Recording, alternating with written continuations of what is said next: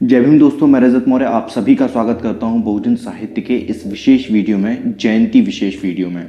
आज दिनांक 19 को छत्रपति शिवाजी महाराज की जयंती है, लेकिन हम ये देखते हैं कि छत्रपति शिवाजी महाराज को किस तरीके से उनका भगवाकरण किया जा रहा है। और ये अभी से नहीं, महात्मा फुले के ज़माने से हो रहा है। इसी संदर्भ में इस किताब बुद्धिजीवियों के षड्यंत्र में कुछ सवाल राजीव पटेल सर ने उठाए हैं। मैं उन सवालों को अपने हिसाब से थोड़ा सा मॉडिफाई करके पूछने वाला हूं। इसीलिए मैंने इस वीडियो का शीर्षक रखा है कि मैं शिवाजी बोल रहा हूं। अगर आप लोग चाहते हैं कि बहुजन साहित्य लगातार इसी तरीके से अपना काम करता रहे, तो आप सभी से मेरा निवेदन है कि आप बहुजन साहित्य की आर्थिक मदद करें। यहाँ स्क्रीन पर मेरे अकाउंट डिटेल आपको शो हो रहे होंगे, उसके माध्यम से आप जितनी चाहें उतनी समर्थन राशि हमें भेज सकते हैं। अगर आप लोग चैनल पर नए हैं तो चैनल को सब्सक्राइब कर लीजिए और पुराने वीडियोस भी जाकर देखिए, और वीडियोस को शेयर कीजिए जितने भी मल्टीपल ग्रुप्स में, WhatsApp group, Facebook group, Telegram groups में आप शेयर कर सकते हैं, वहाँ पर शेयर कीजिए। शिवाजी महाराज के भगवाकरण की कहानी आज की नहीं है। शिवाजी महाराज के भगवाकरण की कहानी बहुत पुरानी है। महात्मा ज्योतिबा फूले के समय की है ये कहानी।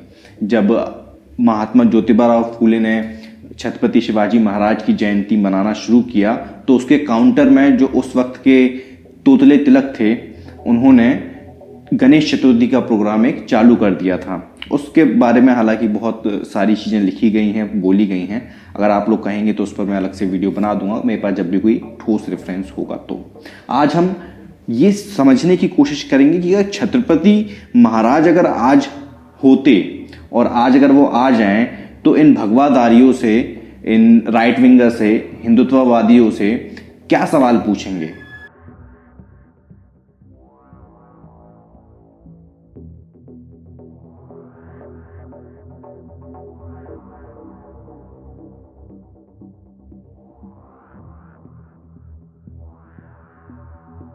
ये सवाल हालांकि इस किताब में दिए गए हैं, लेकिन मैं इनको दूसरे तरीके से आप लोगों के सामने रखने की कोशिश कर रहा हूं।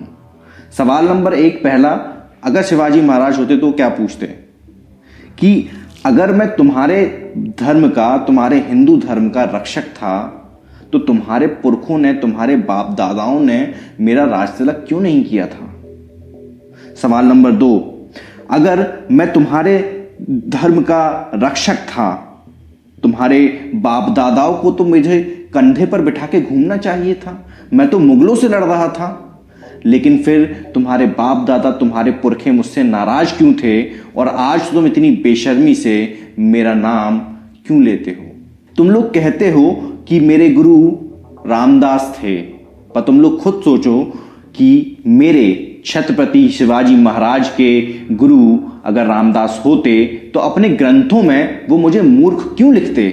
सवाल नंबर 4, अगर मैं छत्रपति शिवाजी महाराज सिर्फ मराठों का राजा होता, तो मुझे ये बताओ कि आदिल शाह के तरफ से लड़ने वाले वो मराठा किस कुल के थे जो मेरे विरुद्ध आदिल शाह का समर्थन कर रहे थे, आदिल शाह की तरफ से मेरे खिलाफ लड़ रहे थे।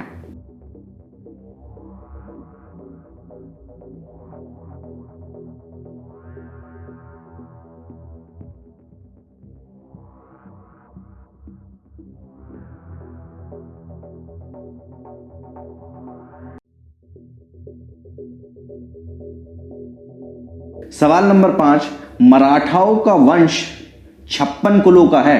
उस 56 कुलों में से कई सारे कुल ऐसे थे जो मेरे साथ नहीं थे। ऐसा क्यों था? क्या तुम आज के भगवाधारी लोग मेरे इन सवालों का जवाब दे सकते हो? क्या तुम आज ये बता सकते हो कि मेरे विरुद्ध में मराठा कुल के लोग क्यों काम कर रहे थे?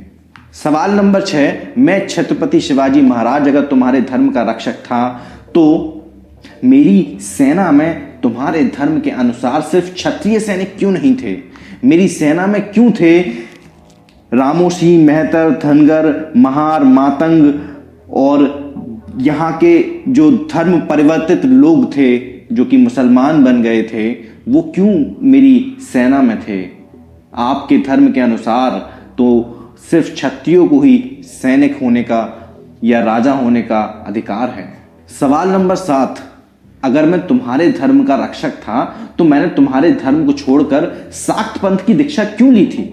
सवाल नंबर 7, अगर मैं छत्रपति शिवाजी महाराज तुम्हारे धर्म का रक्षक था तो औरंगजेब की तरफ से जब उसका सेनापति जयसिंह राजपूत और उसके राजपूत सैनिक मेरे खिलाफ लड़ने आए थे तो तुम्हारे ब्राह्मण पूर्वज बाप दादाओं ने मुझे हराने के लिए पूना में गणपति कोटि चंद यज्ञ क्यों किया था?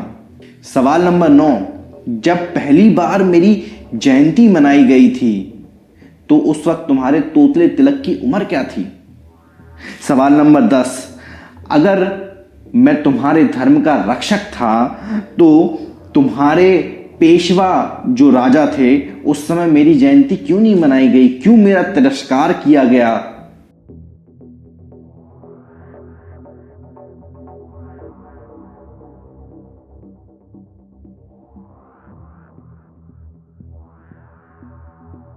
सवाल नंबर 11, अगर मैं छत्रपति शिवाजी महाराज तुम्हारे धर्म का रक्षक था और तुम लोग मुसलमानों से नफरत करते हो तो मेरी जो टुकड़ियां थी, जो मेरी सेना थी, चाहे वो थल सेना हो या चाहे वो समुद्री टुकड़ी हो या फिर तोपची हो, सभी की कमान मुसलमान सेनापतियों के हाथ में क्यों थी?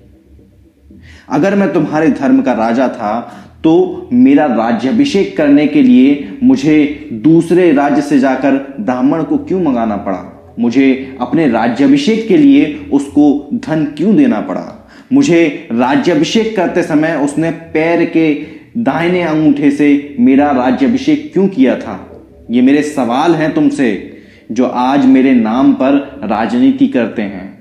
ये मेरे सवाल हैं उनसे जो छत्रपति शिवाजी महाराज के नाम के गौरव का इस्तेमाल करते हैं, जो मेरी विरासत को मिटाने पर तुले हैं, जो मेरे मूल्यों को मिटाने पर तुले हैं। ये कुछ सवाल थे जो मैंने इस किताब से आप लोगों के सामने रखे थे। इस किताब का नाम है बुद्धिजीवियों का षड्यंत्र। इस किताब के लेखक हैं राजीव पटेल सर। अगर आप लोग चाहते हैं इस किताब को खरीदना तो लिंक डिस्क्रिप्शन बॉक्स में मिल जाएगा, वहां से आप खरीद सकते हैं। ये सारे सवाल हैं, इनके जवाब भी हैं। अगर आप लोग चाहते हैं कि जवाबों पर मैं एक अलग से वीडियो बनाऊं तो आप लोग प्लीज़ नीचे कमेंट बॉक्स में कमेंट जरूर कीजिएगा और उनके मुंह पर भी ये वीडियो चिपका दीजिएगा जो महाराज छत्रपति शिवाजी महाराज के नाम पर राजनीति करते हैं और उनको हिंदू हृदय सम्राट या फिर हिंदू धर्म का रक्षक या गौ रक्षक या शिव का बहुत बड़ा भक्त बताते फिरते हैं। मैं रजत मौर्य मिलता हूं आपसे अगली वीडियो में फिर किसी किताब के साथ। तब तक अपना और अपनों का ध्यान रखें, पढ़ने की आदत को विकसित करें क्योंकि पढ़ेगा इंडिया तभी तो बढ़ेगा इंडिया। जय भीम, जय भारत, जय संविधान, जय जोहार।